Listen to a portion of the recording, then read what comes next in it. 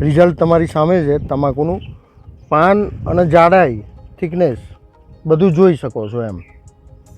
એટલે બહુ ટોપ વસ્તુ છે। બીજા ખાતર કરતાં રિઝનેબલ ભાવમાં અને ખેતી ખર્ચ તમારે ઓછો આવશે। તમે જોઈ રહ્યા છો આવું તમાકુનું પત્તું જોઈ આવો બીજા ખેતરમાં, તમે ખર્ચો તો કરવાનો જ છે, તો આ કરો ને, બીજું સીધું 10 મણ તમને વધી જશે એમ।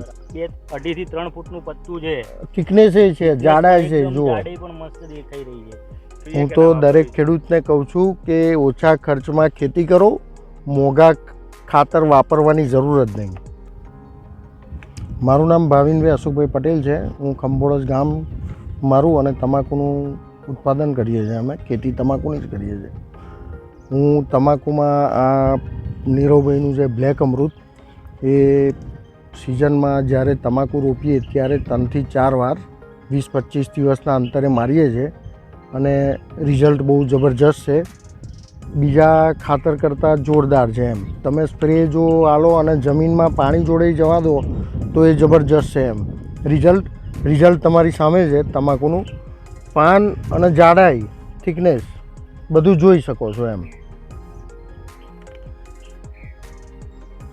એની ક્વોલિટી જ અલગ હોય અને વીઘે 45 થી 50 મણનો ઉતારો આવે। તમે રેગ્યુલર જો તમે તમાકુ વાવો અને અઠવાડિયા પછી કે 7-8 દિવસ પછી એને સ્પ્રે ચાલુ કરો અને પછી 15-20 દિવસ પછી કે 25 દિવસ પછી તમે બીજો સ્પ્રે, પછી 20 દિવસ પછી એમ કરીને 3-4 સ્પ્રે લેશો તો જોરદાર રિઝલ્ટ આવશે તમારું।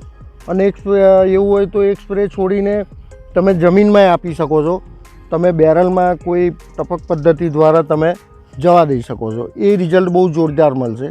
એટલે બહુ ટોપ વસ્તુ છે। બીજા ખાતર કરતાં રિઝનેબલ ભાવમાં અને ખેતી ખર્ચ તમારે ઓછો આવશે તમારે એકદમ એમ। અને તમારે જે આ વાત કરીએ તો તમારા અને જે બીજા ખેડૂતો જે તમારા ગામમાં વાવે છે, હા, એમના અને તમારા ઉત્પાદનમાં કેટલો ફેર રહે છે? એ તમે જોઈ જ રહ્યા છો।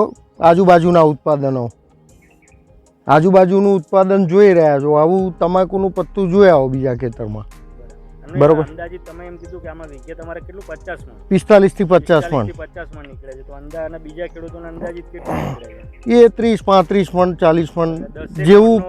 હા હા, વધારો તો છે જ। તમે જેવું આમાં ખર્ચો કરશો એવું તમને મળી તો જશે, પણ તમારે આમાં પેલું 35 મણમાં ખર્ચો તો કરવાનો જ છે, તો આ કરો ને, બીજું સીધું 10 મણ તમને વધી જશે એમ। અને આપણે તો જે જોયું એ પ્રમાણે આની સાઈઝ છે તમારી સામે જ છે કે અંદાજિત 3-1 ફૂટ, 2.5 થી 3 ફૂટનું પત્તું છે, થિકનેસ છે, જાડાઈ છે, જુઓ। જાડાઈ પણ મસ્ત દેખાઈ રહી છે। બરાબર, સરસ। તો આપણે તમે શું આ તમારા ગામ અને આણંદ જિલ્લો જે તમારે લાગે, બરાબર? તો આણંદ જિલ્લો ચરોતરનો મૂલક પ્રદેશ, હા હા, તમાકુનો પ્રદેશ કહેવાય। તો એના બીજા ખેડૂતોને શું તમે ભલામણ આપશો કે આ બ્લેક અમૃત દવા વાપરવી જોઈએ? હું તો દરેક ખેડૂતને કહું છું કે ઓછા ખર્ચમાં ખેતી કરો, મોંઘા ખાતર વાપરવાની જરૂર જ નહીં।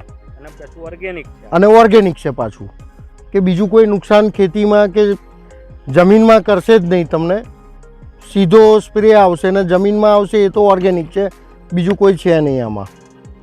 એટલે સારું છે એમ। તો તમે મતલબ અહીંયા બધાને જાણ કરશો, બરાબર ને? ચોક્કસ ચોક્કસ।